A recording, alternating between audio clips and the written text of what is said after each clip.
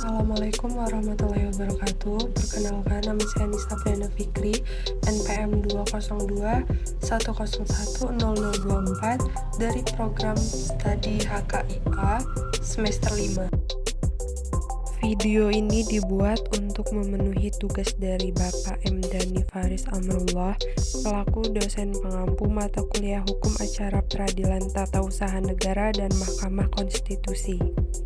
Tahap pertama yaitu upaya administrasi, yang mana pengajuan gugatan ke PT UN.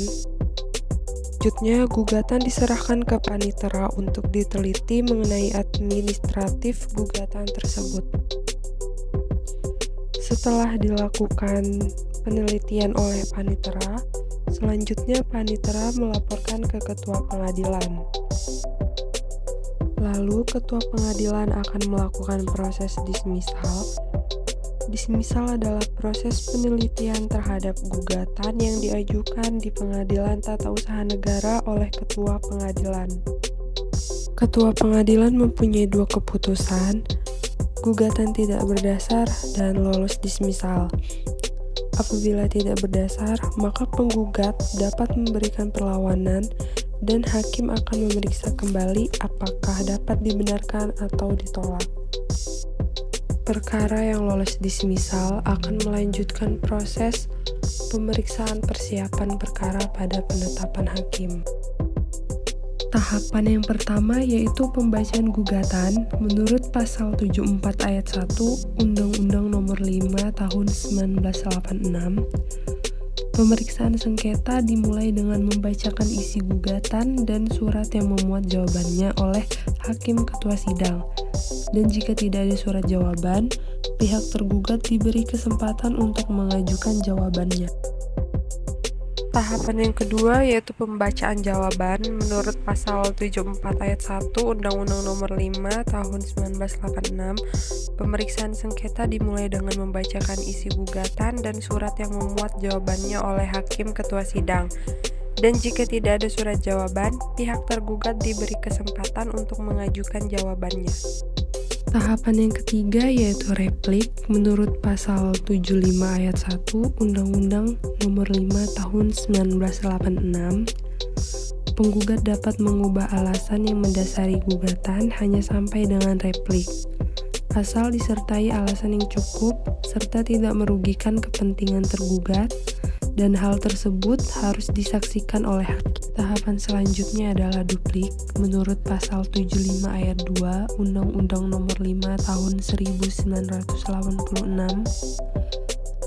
Tergugat dapat mengubah alasan yang mendasari jawabannya hanya sampai dengan duplik, asal disertai dengan alasan yang cukup serta tidak merugikan kepentingan penggugat, dan hal tersebut harus dipertimbangkan dengan seksama oleh hakim. Proses selanjutnya yaitu pembuktian. Menurut pasal 100 Undang-Undang Nomor 5 Tahun 1986, yang dapat dijadikan alat bukti dalam persidangan yaitu pertama surat atau tulisan, yang kedua keterangan para ahli, ketiga keterangan saksi, yang keempat pengakuan para pihak, dan yang kelima pengetahuan hakim. Dan proses selanjutnya yaitu kesimpulan pada pasal 97 ayat 1 Undang-Undang Nomor 5 Tahun 1986. Dalam hal pemeriksaan sengketa sudah diselesaikan, kedua belah pihak diberi kesempatan untuk mengemukakan pendapat yang terakhir berupa kesimpulan masing-masing. Setelah seluruh tahapan sudah dilalui, tahapan terakhir yaitu putusan. Keputusan ini memiliki hukum tetap, tetapi apabila tergugat ingin mengajukan banding dan kasasi, maka akan dilakukan peninjauan kembali. Tetapi apabila tergugat tidak mengajukan banding atau kasasi, maka gugatan ini dapat dilaksanakan. Pelaksanaan keputusan akan diawasi oleh pengawas pelaksanaan, dan selanjutnya pengawas pelaksana melaporkan hasil pelaksanaan putusan kepada ketua pengadilan. Sebenarnya, hakim memiliki 3 acara ketika perkara tersebut lolos dismisal. Acara biasa,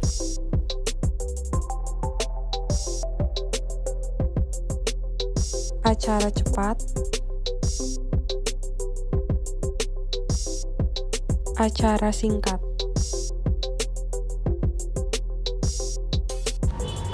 Sekian video dari saya. Apabila ada kesalahan, saya mohon maaf. Wassalamualaikum warahmatullahi wabarakatuh.